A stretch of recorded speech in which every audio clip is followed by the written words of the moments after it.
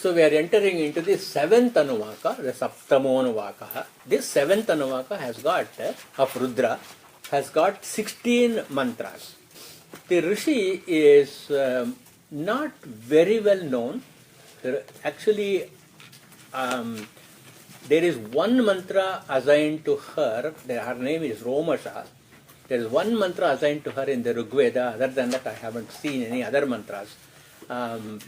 This one mantra in Rigveda talks about how she discusses with her husband that she is a worthy wife, and she gives the evidence that I am worthy of you. So that conversation is there in the Rigveda. Other than that, whether it is the same Romasha or not, I do not know. We do not. Haven't been able to find any relationship in any of the texts about this Rishi. So it could also be another man. You know how Rishis we don't know very, very clearly, but it is Romasha Rishi, and the Chandas is Anushtup, and then the Devata is Rudra.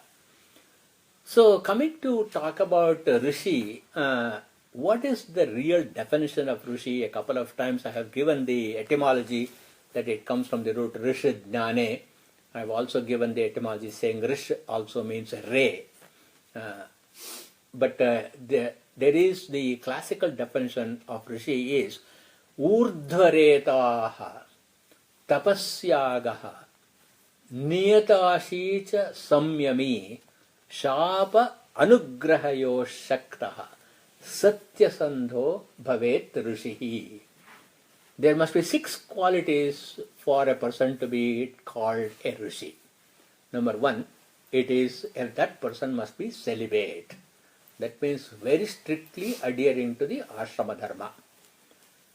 Number 2, he must be a deep meditator. That means there must be a tapas. He must be constantly contemplating. Number 3, his desires must be limited. So you may see the reference in the Gita also, Yuktahara Viharascha Yukta Cheshtascha Karmasu Yukta Swapnavabodhascha Yogo Bhavati Dukkhaha. Chapter 6, verse 17. So that also gives an explanation of what exactly we mean by a person of limited desires. And the 4th important quality for a Rishi is to be self-controlled.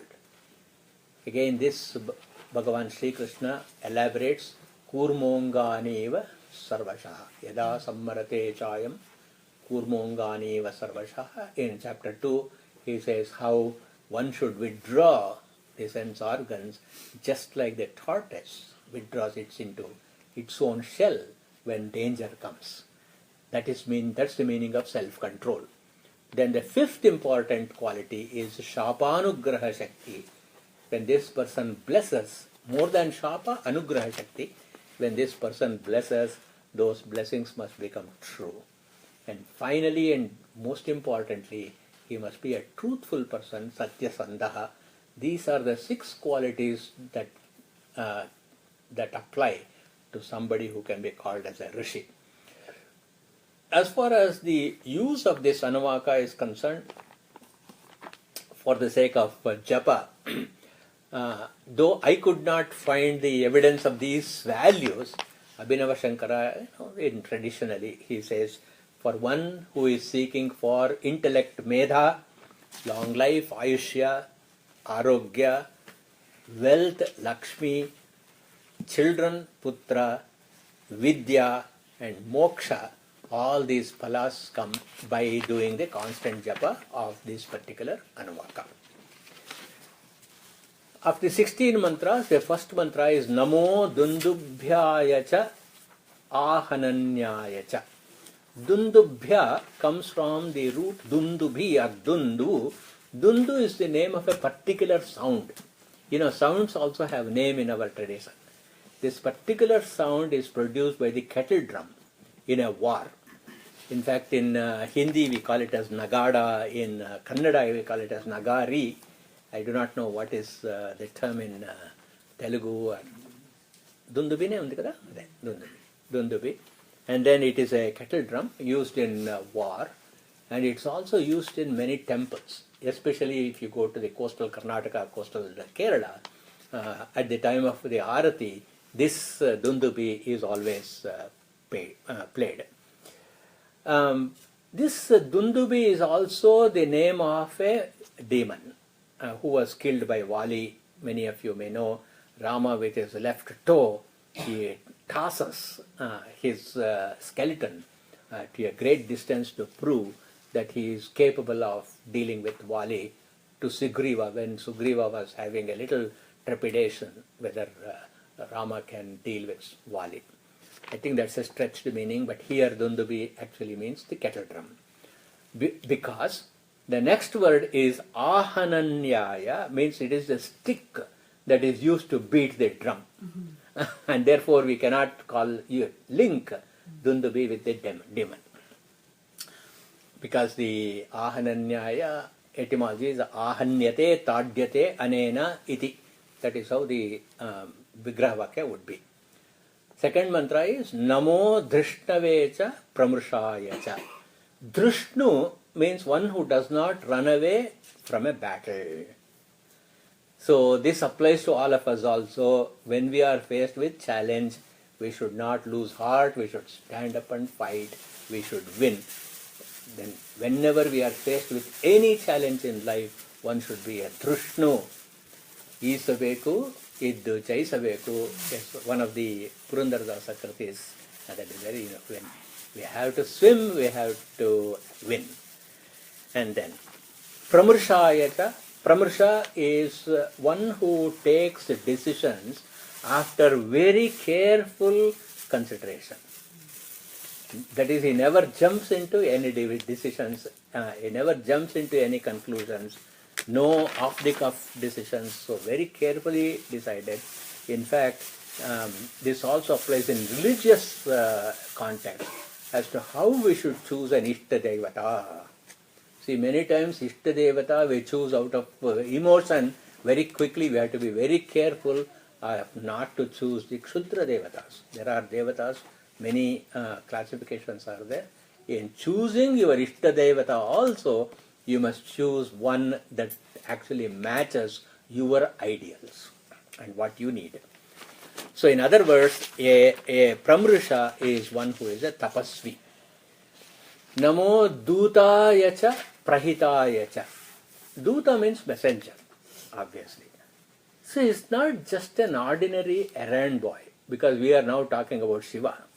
He is not just an ordinary errand boy, but he is an expert in communicating information accurately, precisely, and adequately. Not one word more, not one word less. We can actually translate this as one who is a diplomat, because speaks with diplomacy. Krishna is a classic example of how he was a Duta of the Pandavas. So how can we apply this to Rudra as a Duta? Because Rudra and Agni and Aditya are all synonymous. So in certain contexts we use Rudra as Agni, in certain contexts as Surya, because in the morning when you look at the sun and when you pray, it is Adityatmaka Rudrasya. Then when you are doing the Rudra Homa, Agni itself is Rudra. That is why we start with Agnihotratmane Angushtabhyan Namaha. Therefore he is also Agni. And why do we call him as Duta? Because for the Somayaji is the one who is performing the Rudra Homa. For him, Shiva becomes the Duta. Some of you may remember this beautiful mantra. It's a quiz. Agnim Duta Agnim Dutam Vranimahe Hotaram Vishvavedasam Asya Yajnasya Sukratum. Where does it come? In the Navagraha Sutra. Where? Paraditya. Now you know the connection. So how Surya and Aditya and Agni are same, because as for the Aditya Graha, the Devata is Aditya, Pratyadi Devata is Agni. And then, so why do the rishis choose Agni as the conveyor of yajna? Why not something else? In fact, we also have a saying, why not do homa in water? So why we should choose Agni? It is because he is Jata Vedas.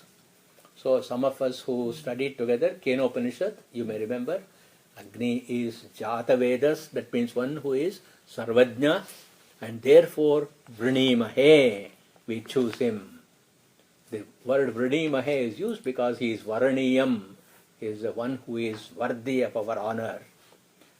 So we can choose Agni to be the conveyor of our prayers. But should the gods accept him? Why should the gods accept him as a messenger and receive him? It is because he can communicate with them properly, so he is samartha. So that means he is fit to be a messenger of the devotee, and also he is fit to talk to the god, to the various gods, and therefore he is asya yajnasya sukratum. So because he is asya yajnasya sukratum, how does he communicate our prayers to the gods? Because he knows in the way in which we have done the yajna, we have followed the vidhi and vyavastha. Vidhi means how, what is the procedure in which it should be followed. Vyavastha means how was it organized. So in both this, the method of communication, he will communicate that the Yajamana has done according to vidhi and vyavastha. So prahita means one who is sent by the Yajamana with the havis. So if we read these two mantras together, as Duta, he is accepted as the worthy emissary by the gods, and he is chosen as the worthy emissary to go to the gods by the devotee because he is prahitaha, prakarshena hitam karoti, because he does the hita or what is good for the devotee perfectly. So Rudra is the appropriate messenger or Duta, and the jnana of the devotee to send him and to choose him, and therefore he is both Duta and Prahita. We'll continue next week. There's a lot of information here to observe.